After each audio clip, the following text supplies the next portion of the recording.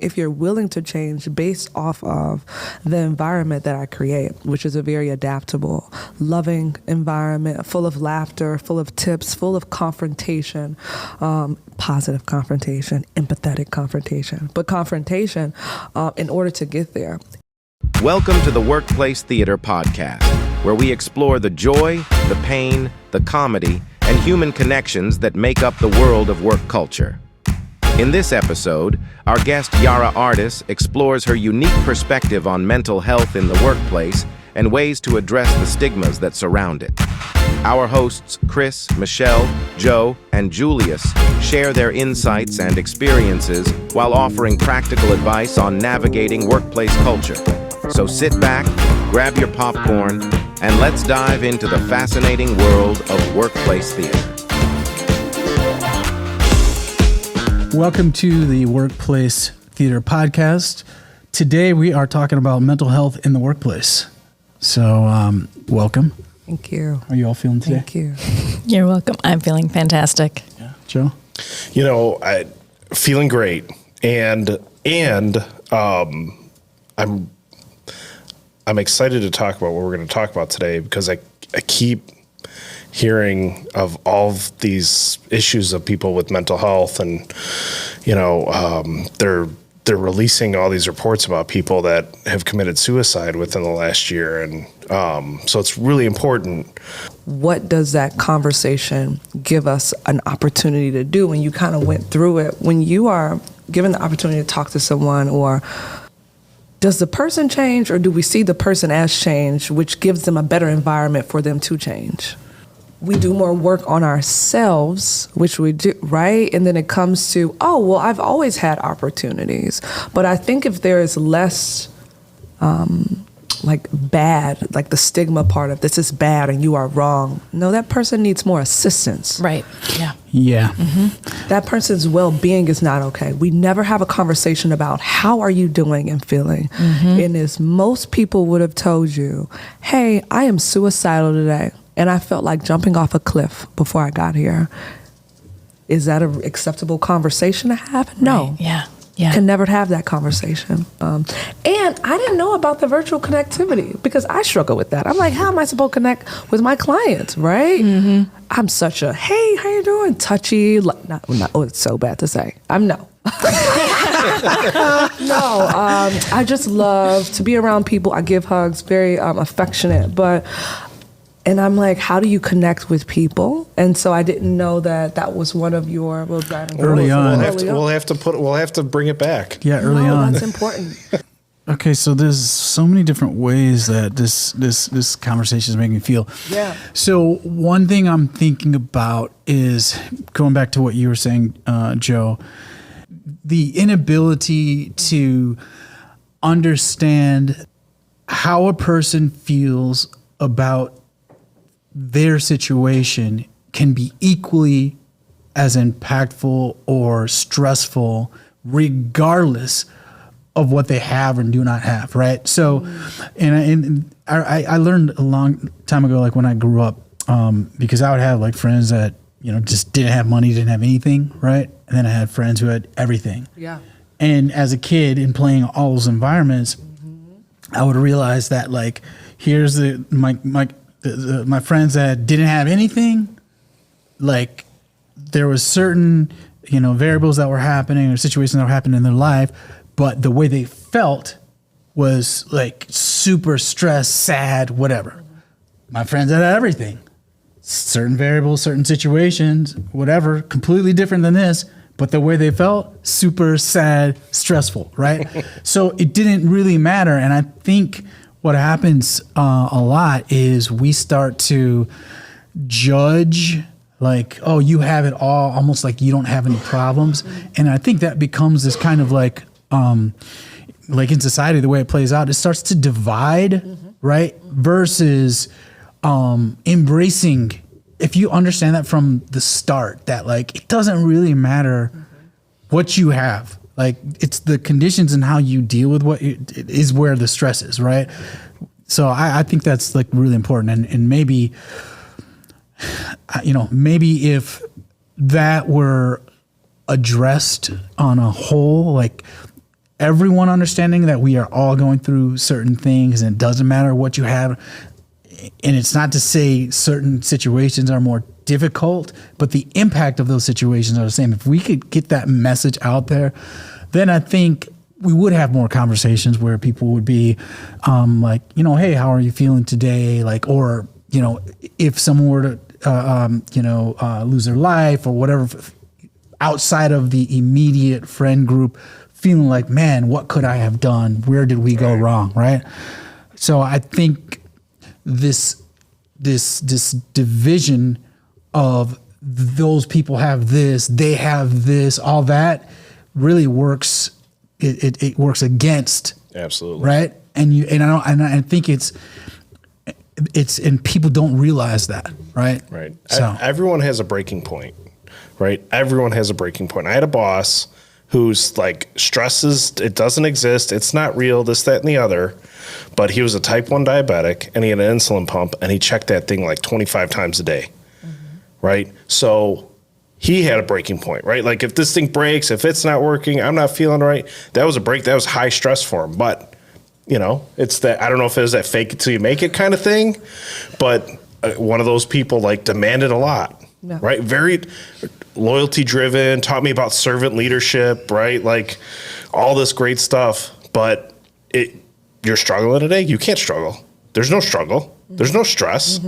It's like, dude, I got 45 hours of work and 8 hours to get it done. Such a good conversation. Shout out to this podcast, because that's all about belief systems, and we get stuck in a certain place because, well, not even stuck, right? That just got him where he wanted to go, and maybe his values were in a certain different place, and you can always recognize certain things. Yep.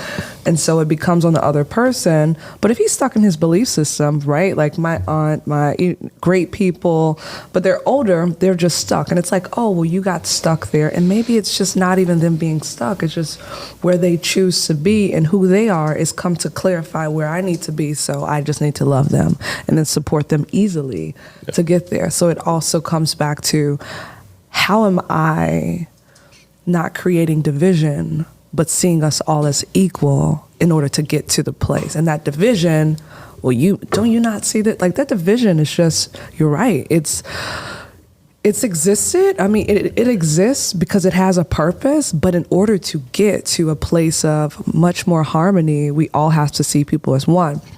And I think I always tell people, I see my clients as great conversation. I see my clients as experts at their own life, very person-centered. I think that they're amazing people. I don't look at them as something's wrong with you. Like, never have I ever. I'm like, hey, yeah, no, you're great, amazing, but you do have a couple things. And I always say it's based off of, they change if they are, this is such a great conversation, if you're willing to change based off of the environment that I create, which is a very adaptable, loving environment, full of laughter, full of tips, full of confrontation, positive confrontation, empathetic confrontation, but confrontation in order to get there. And that takes us showing up at the coffee, right, that one time, and saying, oh, hey, and them having that one conversation while they're sitting in the bed, like, who's that? Who was Julius? You know, what was that about? That was great. And maybe that's that one thing that kind of sets that whole day apart. But I love think, that. Yeah, I think, so full circle, I think what I'm getting out of this, and what's really, really powerful, and for all the listeners, is act as if. Because I think folks they may not know how to show up, right? In the face of something that's happening in your life. They may not know how do you get to that next place, right? So they just are being, right? And so whatever your way of being is, if you can, when you're feeling not so great, if you could say those words to yourself, okay, act as if, and then you paint whatever picture that you want that to be. Now, authenticity, I believe, is important. So for me, it would be more, take something in your life that maybe that you've always wanted to correct, right? If you didn't have a great relationship with your parents, act as if you have an amazing relationship with your parents. Like, and so really what that is like, what would that be like to you? Yeah. And then show up like that. Yeah. Yeah. Right? Essentially dreaming again. I'm having the Yes. ability to imagine beyond my circumstances. Yeah. Right? But that's who we all were born at. Like, I feel like from you, like life gives you things, but then you're born pure from, like, not necessarily pure. I don't want to offend anyone, but I just feel as though you go back to a childlike state. Not disregarding anyone's past, but when you get to a certain place in life, you have to really pull up and say, no, I have power over how I am conducting my day. I am a firm believer that you just see it differently. You just truly decide to see it differently. You're literally sometimes having the same problem, not necessarily to the severity, but you're saying, oh, this is an opportunity. And I think getting over that hurdle to, is it for me? Can I do it? Well, this system, well, it's not the system. Is it like, but this is an outdated belief. And this is such a good point. It's the consistency to keep doing things differently. Yeah. That kind of it trips people up. Do you have anything to add? I was just going to say one of the other pieces that was part of this article that I read was that folks were much more likely to think that the person they were talking to weren't going to like them or didn't like them, before and after the conversation. But when they measured the responses of the person on the other end of the conversation, like, yeah, I really liked that person. That was a great conversation. Yeah. So the acting as if, to kind of like, I know you're trying to wrap and get us to the next section, but it's sort of like, instead of creating something really complex, it could just be act as if this person likes me. Assume that they're going to like me. Assume that the person that I'm interacting with wants to have this interaction, because we default to saying, I don't want to bother them. They don't have time for me, or at least that's how I think. Oh, we could go in a whole other hour, because I'm just thinking back to some trainings I've done, and like,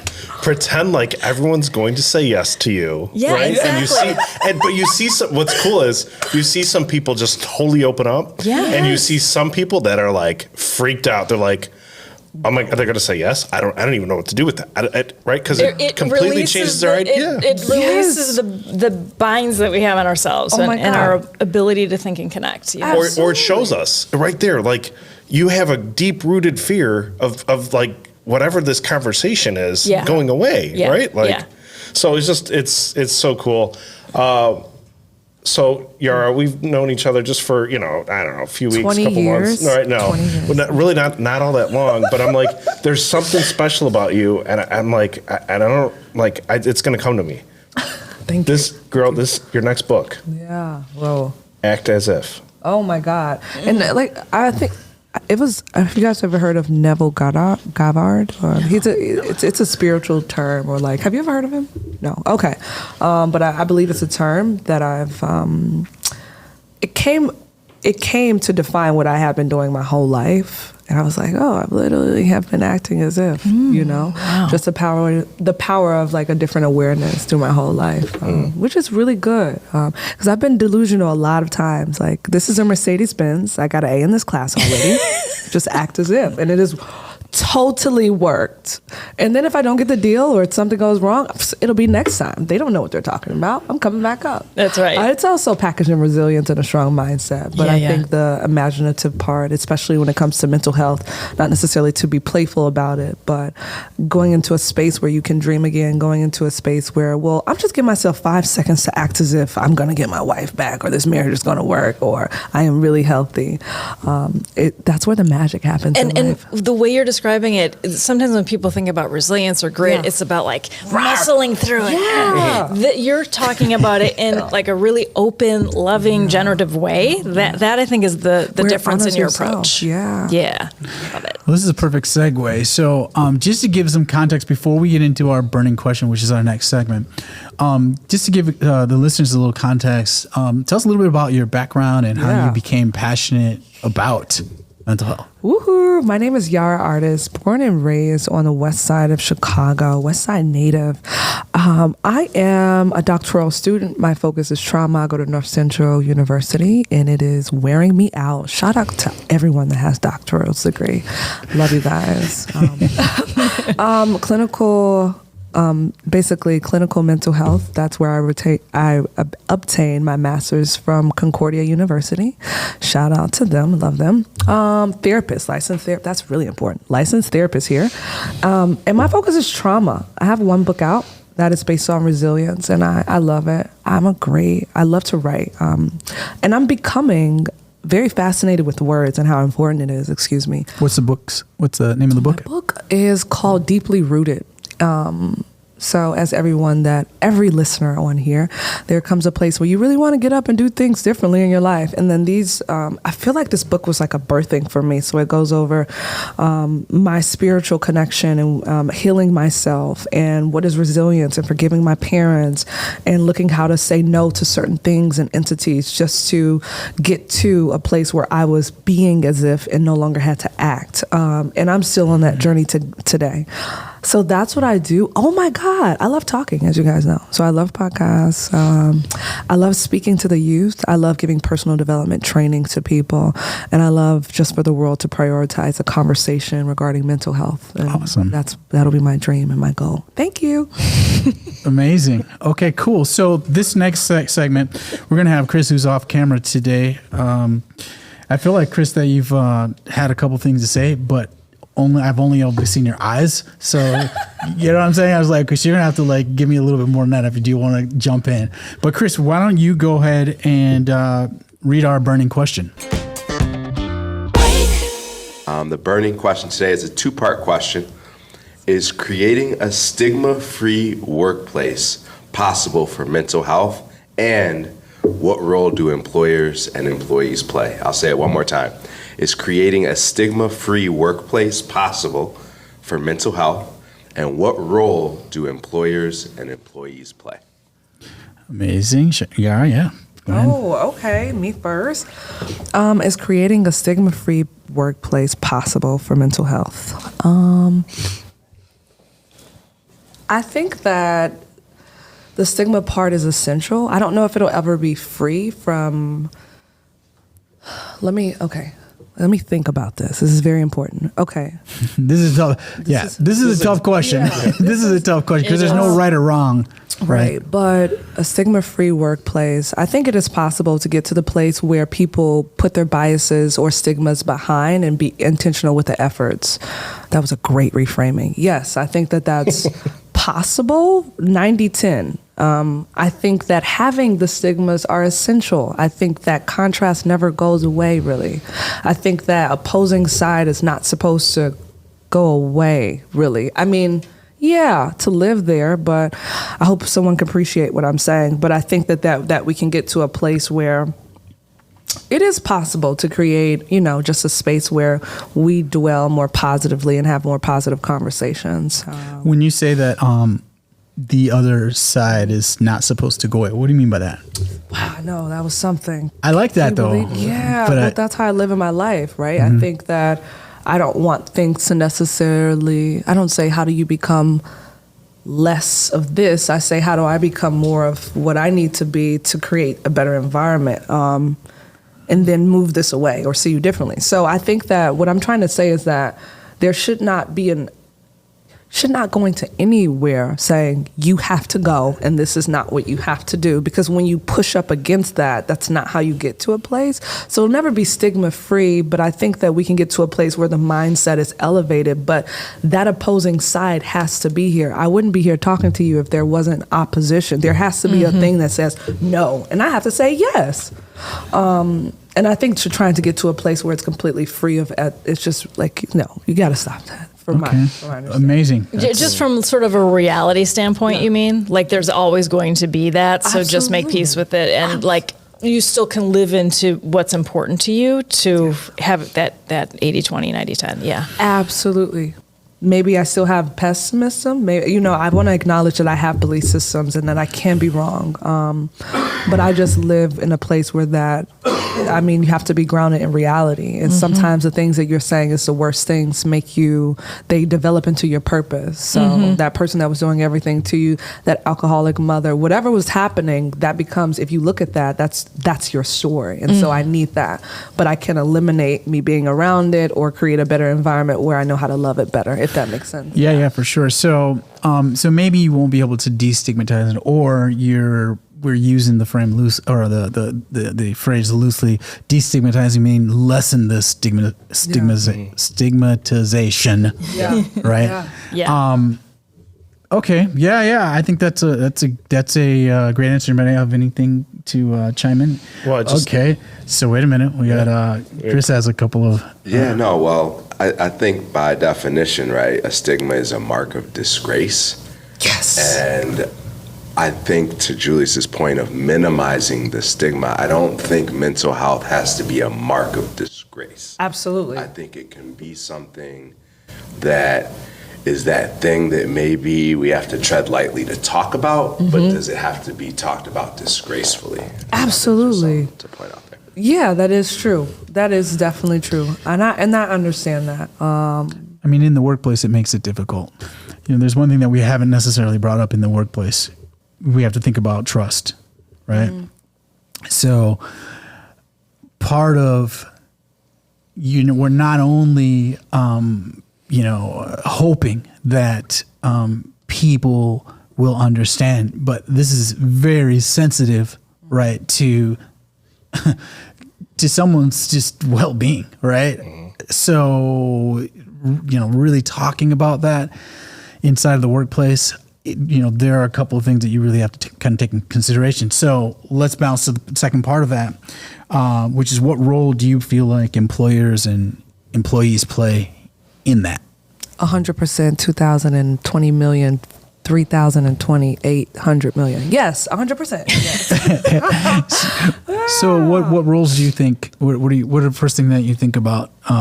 Well, so I want to quickly go back to, stigma-free workplace. Is it possible? Of course it's possible. Anything's possible, right? So I love what Yara is saying about it.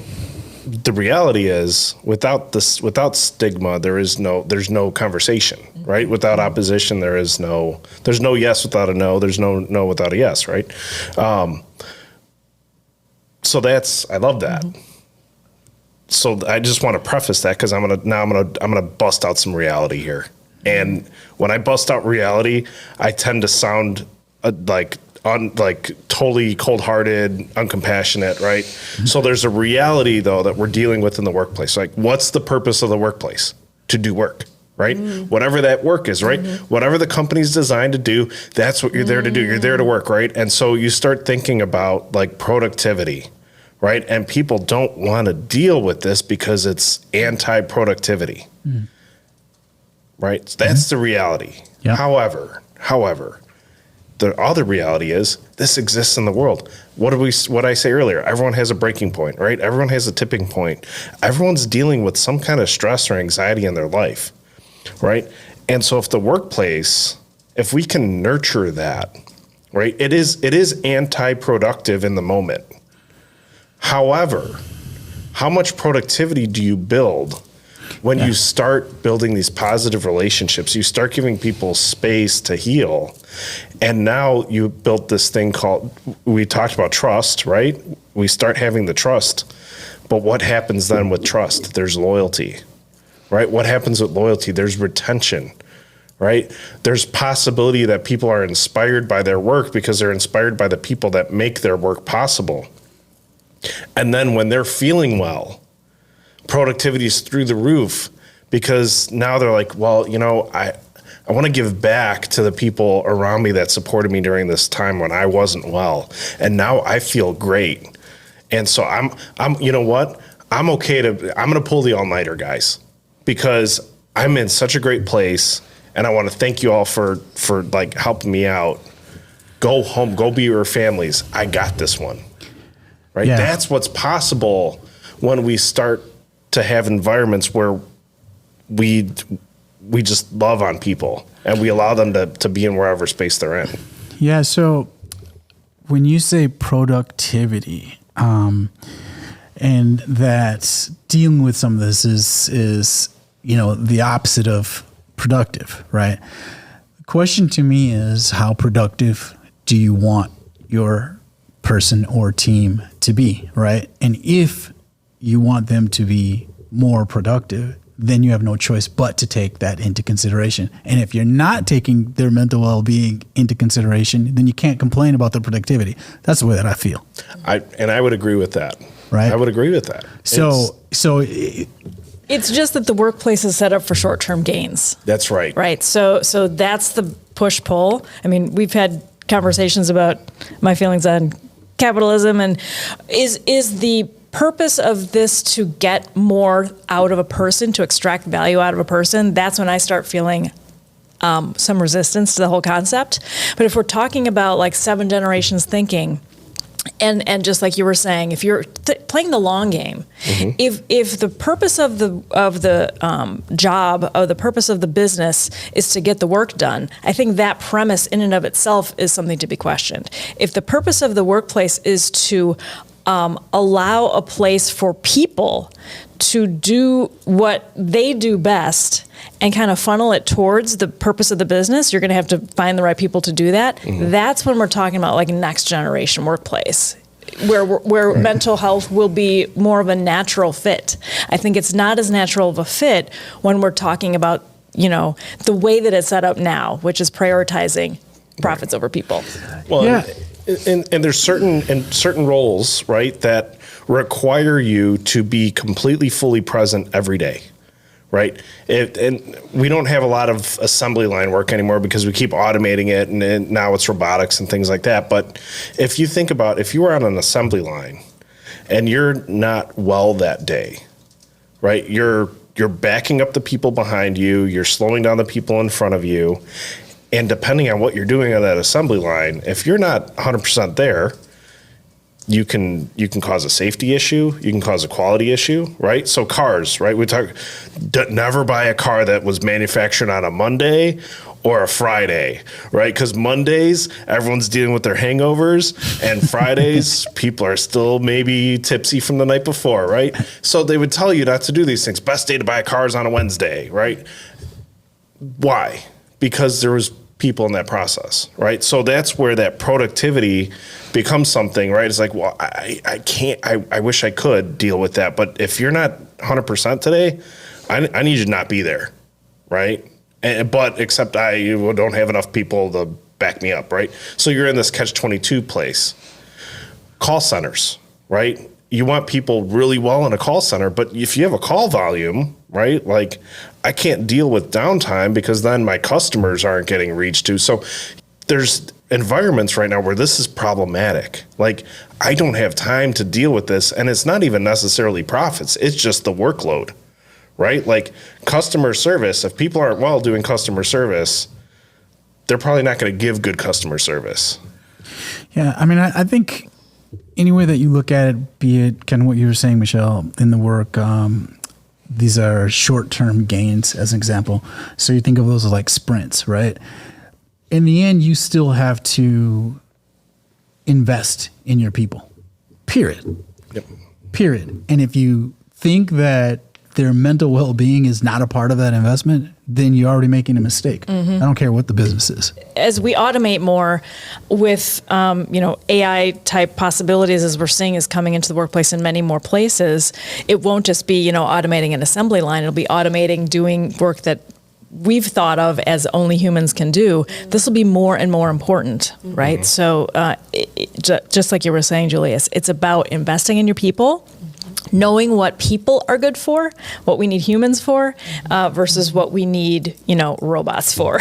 Right. So what we're saying is, are you really developing a culture that nurtures, right? And a culture that lifts people up?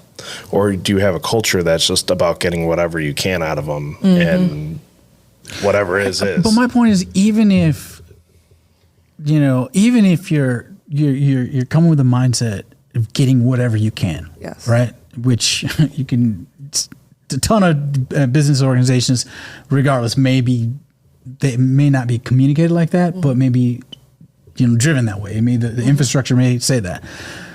You still, it's about what you're investing in your people, period. It's still your people. Right, you're still relying on your people to deliver. You and I agree, Julius. I mean, even if we didn't, I'm saying that's just if you're talking about people, it's like if you were talking about a machine and you don't oil the machine, eventually it's going to go out, right? If you're talking about people, it's all encompassing, right? What they're using, the tools they're using, how they feel, what they're sitting on, how often they get a break, everything has to do with that, right? So, but I think where I would say marrying these 2 points together is that there are some companies that make a strategic decision to say, I'm not going to invest in my people because I see my people as interchangeable cogs in my machine. I know I'm going to have 90% turnover every year. And so I'm just going to churn them in and churn them out. And I'm not going to invest in the people. I know they're going to burn out. Yeah. And so that's fine. That'll just be how my business runs. I know it's going to cost me a little bit more in hiring and training and all the crap that comes from high turnover. But I feel like it's going to be less messy and less expensive maybe than investing in them and their mental health. So there's businesses like that. And that's just... And let's take the machine analogy, right? Mm-hmm. I might be somebody that says it's not worth the downtime for me to take that machine offline, oil it, fix the, replace a couple of beers, just wait till it breaks, and then deal with it when it breaks, right? And just because I don't have the time or effort and energy or whatever it is, right? Or the training or the knowledge or the know-how, right? People don't know that in those ways we can help them, right? And let's say it's a call center, right? Start your day with a simple gratitude exercise. Right? When you do your team huddle, do a gratitude exercise. It'll juice everybody up, right? This is such a good conversation because I worked, and I'm not going to say where I worked, but I worked for a place and they had to, they wanted to diversify because the people that were working on their assembly lines were considered minorities. And so you have to account because they had so much high turnover rate. And this is not for every corporation, but I'm just saying that this is sometimes usually the case. So you have these people that are working for $11.50, $10.50, whatever on an assembly line. Not all assembly lines works are like that. What do you think their mental health needs would be? We are not focused on what it should be focused on. Because, and it just, it goes to just not necessarily, I just want to emphasize, okay, there's a high turnover rate, but why? Because this person is on the assembly line and we didn't do a mental health assessment and they have never done it and they're 30 and 40. Mm-hmm. That's a huge conversation. Yeah. Because yet we're saying these people are not working. They're dealing with so much. Why do you think that they leave their jobs instead of saying the proper way? Right. They don't know. They don't have a capacity. I think it's good to, point out to those companies, those organizations, those executives who lead with that. Mm-hmm. Well, don't be surprised when, one of your employees comes and shoots up the place. Right. I mean, it's the God forbid situation. Yeah. So those are, to me, that's where instead of the conversation of there's this ongoing conversation that happens is it's mental health and, no, it's guns or whatever the case may be. It's when we talk about mental health, break the mental health down, right? You're driving people in a way you're not even considering that. And so that's, we're okay. So this is part one of a 2-part episode here. Well, I was just going to say that this is all the mental health troubles that we're talking about are a natural and normal manifestation of the reaction of a divine human to the culture and situation they're plopped into. You put me on an assembly line, I did work in a factory, and it is tough work. Yes. It is very tough. Yeah. It's not natural for a human to do that. It's not natural for a human to walk into an office every day and be have the value extracted for 8 hours or 10 hours or 12 hours, which many of us work many more hours than the typical 8. So I guess I just want to say is we're kind of trying to solve the back end of the problem instead of the front end of the problem. Absolutely. Can I also say this too, because I want it to be so balance within the conversation that even the person that is making six figures, $1 million, that is stressed out and their boss is not paying or the system is not paying attention to you, the value is placed more on what's happening behind or what's connected to that individual, not necessarily the circumstance. So I just want to point that out. Yeah. So this is a perfect segue into our next segment, which is called The Situation.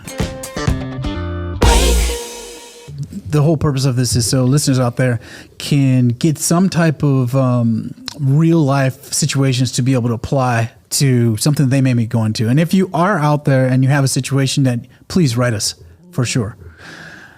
So the situation today. Imagine a colleague has been increasingly showing signs of stress and burnout, such as being irritable, forgetful, and disorganized. They have also been taking frequent sick days and seem to be struggling to keep up with their workload. As a coworker, how can you recognize these signs as potential mental health concerns and offer support? And as a manager or employer, what steps can you take to create a supportive work environment and help employees manage their mental health and well-being? Okay, so let's... Sounds like the same symptoms that we say of quiet quitting. Okay. Interesting. Yeah, you want to dive into the first part of that, Joe?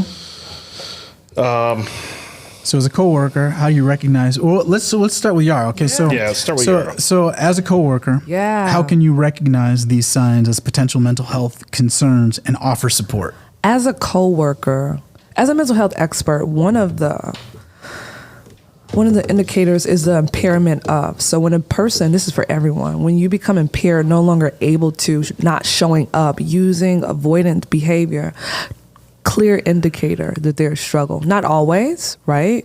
But if someone is not showing up, not if, I don't want it to be because they've never showed up or that they used to show up and now they're not, but just if a person is not showing up just in general, that's an indicator because we make promises to different things. So if I'm not showing up, if I'm not speaking as much, and yes, that is a personality trait, but if I'm not present, like you were saying at the beginning, that is not a problem. That's a huge indicator. What's happening here?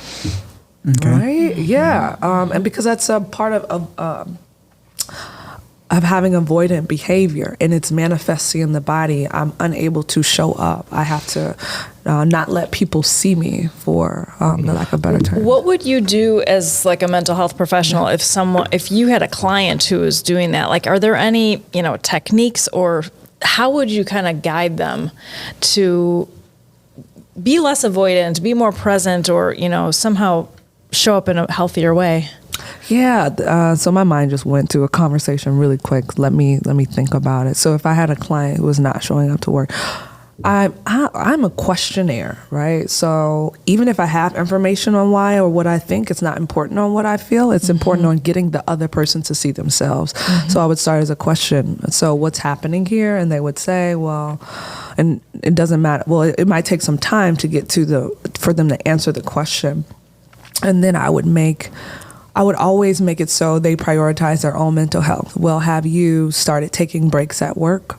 Do you take breaks? The first question is always no. I'm always at the computer for long periods of time. Also, have you consulted with your manager or supervisor about are there any spaces within your workspace? And most importantly, have you taken time off of work? Okay. That's what I would. Yeah, so inside the workplace, so obviously it'd be a little bit more complicated. Yeah. Thing that comes to me is maybe if you're recognizing, so some indications, for instance, like what you said is if someone's just not present like they normally are.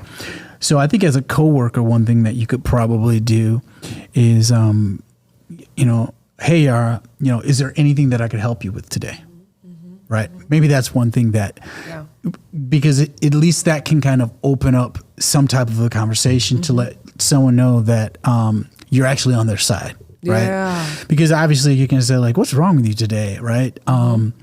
Is there anything I can do? Or, hey, did you need help with this certain project? Yep.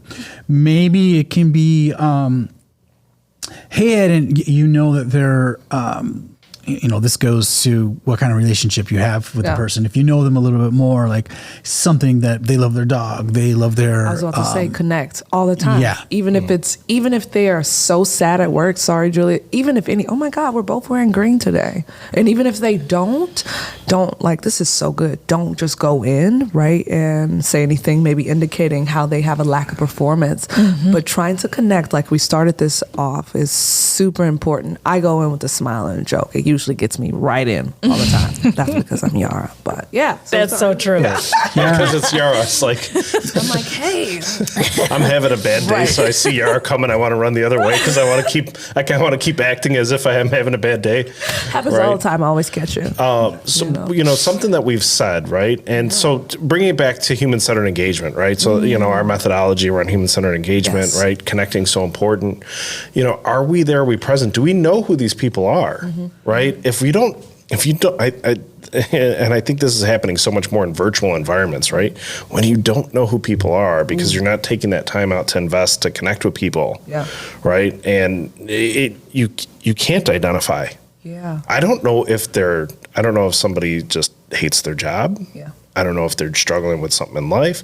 I don't know if their dog died, right? Like, I have some compassion, right? Like, oh, your dog died, get over it, right? Like, whoa, hey, ho, tell me about your dog. Oh, we had this dog for 14 years and, the dog's been sick, so I've been carrying it up and down the stairs and all this other stuff. And all of a sudden you start to get the sense of the gravity of this situation, right?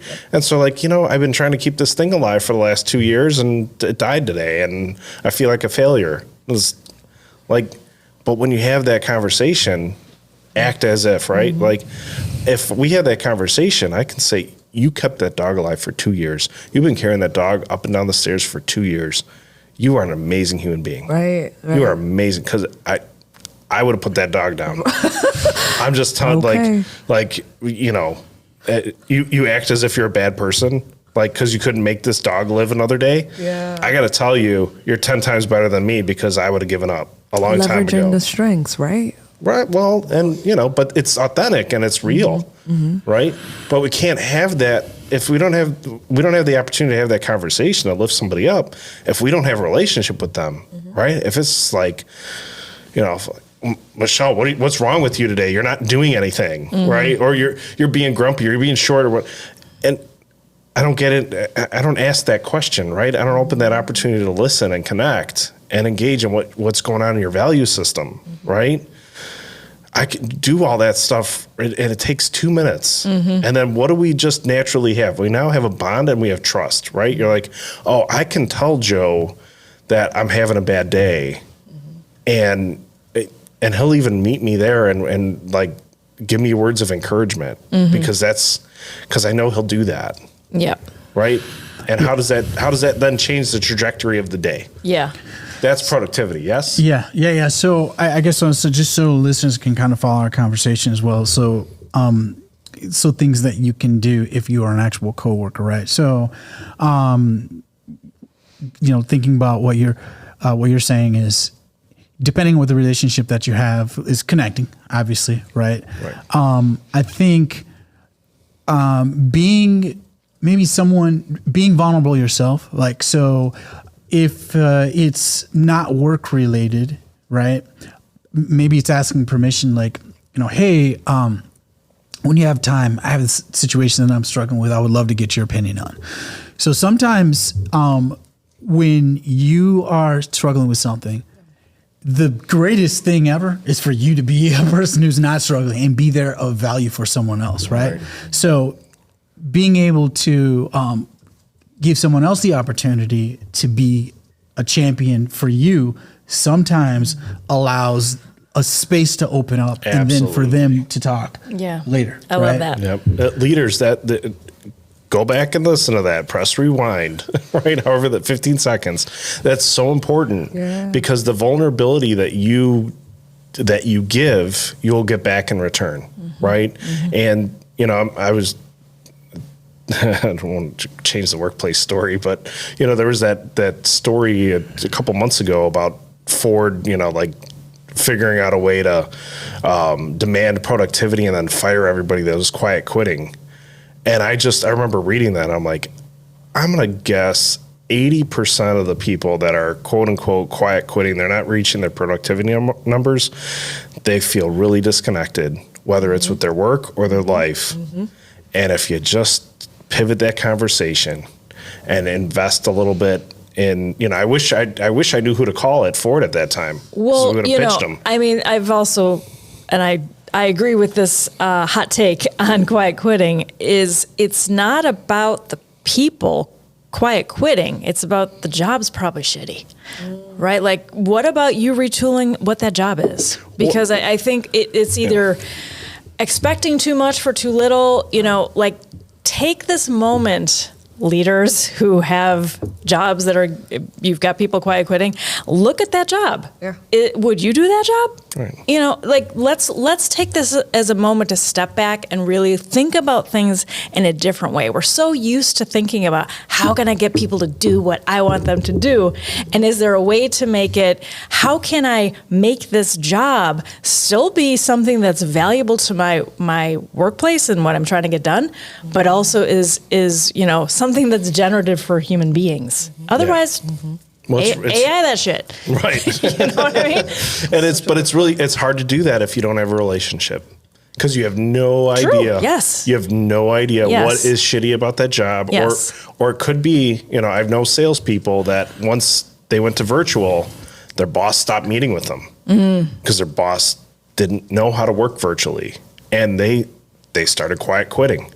Right? They went from the number one salesperson exceeding their goals every quarter to number 2, number 3, definitely not meeting their numbers. And it's like, well, they must have a problem. They're like, I never talked to my boss. I don't know what the new products are. I can't do my job. And nobody seems to care. Right? Yeah. Wow. Yeah. So this is great. So let's get into the last segment, which is Workplace Story. All right. So there's a lady named Madeline Parker, who's a web developer at Olark, and they're a software company in Michigan. One day, feeling overwhelmed by her depression and anxiety, she emailed her team, apologizing for taking a mental health day off. Her boss, Ben Cogleton, responded with support and gratitude for her honesty. Madeline's tweet sharing the exchange went viral, as sparked a conversation about the importance of mental health in the workplace, right? So this is all public information. You can find it online or however you find stuff. But as a result of this attention to the story, Olark's CEO announced that the company would be implementing a new policy allowing for flexible time off for mental health reasons. This story was widely shared on social media, with many people expressing appreciation for Olark's approach to mental health in the workplace. The story also highlighted the need for more open conversations about mental health and the importance of creating a supportive work culture, right? So we hear in this story, this is a success. It's possible. Yeah. So this is, we talked a lot about, other people viewing, from that perspective, mental health, how to deal. But this is more about what you yourself, if you realize that you're dealing with some different, your mental well-being and don't know what to do. This is one of those situations where you can be courageous, and you'd be surprised from being courageous and being transparent about what's happening. This is one of the things that can happen, for sure. The fact that went viral tells you that there is a hunger for that. Absolutely. In the world, right? To have that kind of interaction with your boss. I was really lucky when that would not have been an unusual exchange where I come from. I had a really healthy team in that way. But the fact that it isn't that way in most places is why everyone's like, oh my God, this is amazing. Let me share this one. I'm going to retweet it. So it just tells you kind of the state we're in, But the question is it not that way? Meaning, like, when you say, is it not that way? Is it just that people aren't sharing? or is it that people are sharing and they're getting a different response? I'm just saying there's obviously sort of a hunger and an endorsement of this by the fact that it went viral. You know, maybe they're seeing it happening in their workplace and they're like cheering it on. Maybe it's not happening yet and they're saying, please do this. Like, I'm just recognizing and honoring the fact that this resonated with the world, you know? Well, and you know, a number of years ago, I was going through some really crazy hardship in my life. Work was nuts. And then our son Jacob had to have a bladder reconstructive surgery, right? And so unstable work environment, Jacob's not well, Heather's taking off work, all this stuff. Like, we're just like, man, I don't know how to handle all this. And so I did my normal Joe thing, and that's like, I put my head down and I just like barreled through. And one night I wake up and my blood pressure is through the roof. I'm like, I have a stroke or a heart attack. Like, what's going on? I take some meds to try to get my blood pressure down. I end up going to the emergency room. Talked to some folks. It was a panic attack. I had a panic attack, right? But what I tell people at work, I didn't like the next. I called my boss at like 6 a.m. I hadn't gone to sleep again, right? And I'm like, I'm not gonna make it in. I'm in there. I'm still in the emergency room. Like, I should be discharged in a little bit. And he's like, dude, what's going on? I'm like, I don't know. My blood pressure's way out of whack. Don't know yet. Like, but I'm not gonna be in today, right? And it took that bravery of saying like, hey, I'm going through a lot of stuff right now, and I had a panic attack. I think I'm okay now because I'm going to take these meds that I don't like taking because they kill my metabolism, but I'd rather be fat than dead, so okay. But it took something to get there and to say that, right? And it took the relationship that I built with my boss, who always praised me for saying, like, Joe, I'm not good at building these relationships, and you know everybody, and I showed him. It's like, dude, it doesn't take long, right? Like, here, are you eating lunch? Yeah, go to lunch with other people. Yeah, engage in the conversation. Whatever they're talking about. They want to talk about sports, talk about sports. They want to talk about their card game on Friday night, whatever it is. Engage in the conversation. Yeah. Right?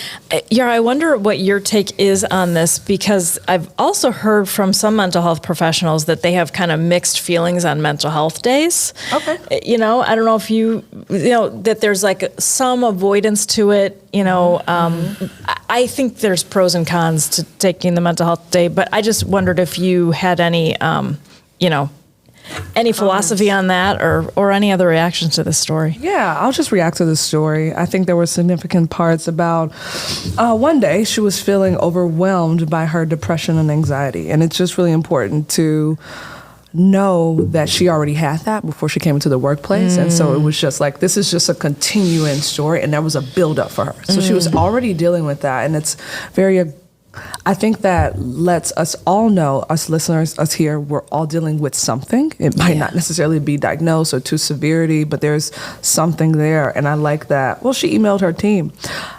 Just apologizing for taking, I mean, you apologize for not showing for your team, but we can be more positive with that approach as well. I love, you know this, support and gratitude for her honesty, which is very important. Thank you for being honest with us. And I think that it going viral, just to your point, Michelle, it's like an exhale for everyone there. And then also there could be, I want to point this out, just like I think on our initial call, the three of us, there can be an abuse side where people cannot, or with the mental health days, like that's a thing too. But I think it ignited something. I think it's more about how everyone reacts to that, because essentially for her, we don't know what it took, because it was the depression, the anxiety in a workplace, everyone knowing, tweet going viral. So that's like a whole thing. And then that gave the courage to so many other people. But I think that mental health days, are you kidding me? Yes, it should be there. Yes, I'm listening, Julius. Yeah, no. It's so there's a couple parts of this that are right. There's a couple parts of this right there. So I think my first thing is if it went viral, something gives me the sense that her team recognized, maybe was recognizing something, right? And wasn't saying anything. Oh. And then when she was transparent about it, it gave them the opportunity to say, oh, so then all of a sudden it gives them everybody a license to say yes, like, wow, right? And so and then there's all this, and then of course the, probably the leader of the team was probably the person who noticed, because it's their job to understand what their team is doing, right? So I think there's a part of that. But now flip this over a little bit. Yeah. And as far as like kind of we just talked a little bit about the mental health day, right? And then we talked a little about productivity, right? And there's this conversation that often, kind of is in there, which is about, Joe, you said barreling through, right? Yeah, we can't have this, you're going through this stuff, but that's just an excuse. Yeah. Right. So this is directly correlated to this productivity portion of this, right? Yeah. Now, the problem I have with all this is, again, first of all, it's just inappropriate. But put that aside. If you are trying to, if you're not investing in into your people, right? Then you definitely, like their mental wellness. If you're not investing in that, then you don't have. That's just completely disrespectful. You don't even have license to be able to say that it's an excuse. Like that should not even come out of your mouth. Right. Period. Right. If you're not investing in your people, like if you believe that kind of like, hey, this is work, this is what this is about, put that all, then no. You can't even say that because you're not investing in your people. Right. So I that's where I really have a problem with some of this, it's an excuse when, right? We have an open culture that encourages you to speak to people, right? To engage in your emotional and mental status, right? Let's not even say well-being, right? Like what's your emotional status? What are you feeling right now? What's your mental status? What are you thinking right now? If you don't offer that, or if you offer those opportunities and people don't take them, then it's absolutely an excuse, right? It's because we've given you every opportunity. But maybe that's not the language in that situation. But I haven't found anybody yet that I would say you're doing some kind of periodic check-ins on your emotional, mental, and physical well-being, right? You'll have corporate wellness days where you're doing your physical well-being. They offer opportunities in corporate health to, if you need to speak to somebody, right, you can do so. Mm-hmm. Mm-hmm. But I haven't found an environment that's like really promoting that and really like putting that first, right? Yeah, I think it so what happens, there's this and part of this is how do organizations, teams, people define work, right? Especially when we start talking about generations, right? Right. So I think that, and so what happens is you have kind of the old guard who has this mentality of like what work is, and they're finding out whether they like it or not. It's changing, right?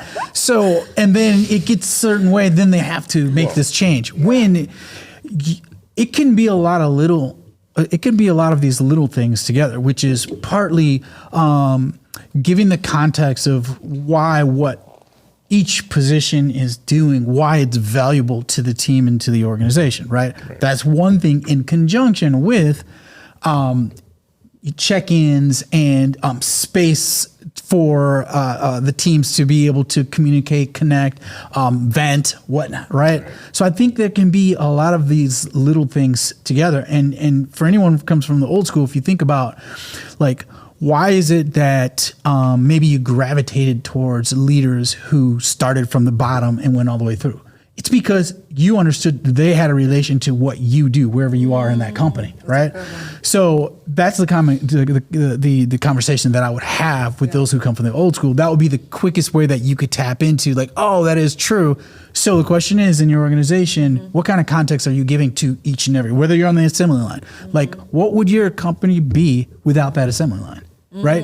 And then are you acting as if, right, that your company wouldn't be whatever you said that would be without it, right? Right. So, and I think that if more organizations like really look at that, right? And not look at it just to look at it, but look at it and embrace it in a way that not only the assembly understands that, but every other part of the organization understands, like, you would not even have that job if it was not for them, right? Not that, oh, they just do this, right? Not only would you not want to do this, you probably couldn't do it because everybody's not built for that, right? So it's very important. I said, but if you kind of take a little bit of that and are looking at the people and you're giving everyone that space, you're doing a lot, then you don't have to wait till someone shoots up the company before you make a change or something really, you know.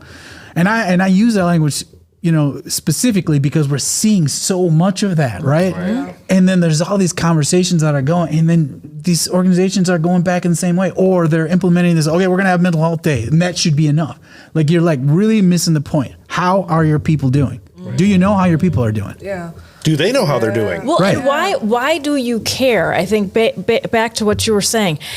I know I resist when people are trying to get me to in a work situation. Oh, share something and let's all connect. Like, why? Because you want me to feel good so I can go back and make the widgets. You know, if you we've had this widget conversation. I love this.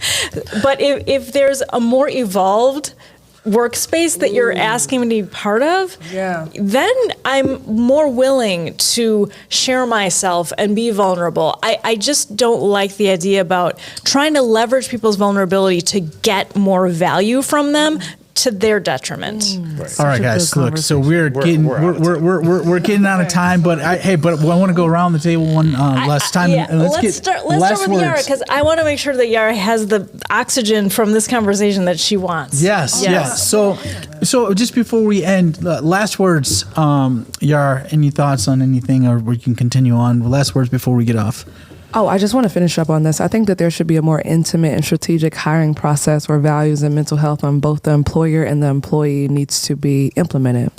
So that is the next. That's very important. That hiring process is so different, and it has to be so strategic, so intimate, so that person feels as if, acting as if like I belong. This is what I want to do.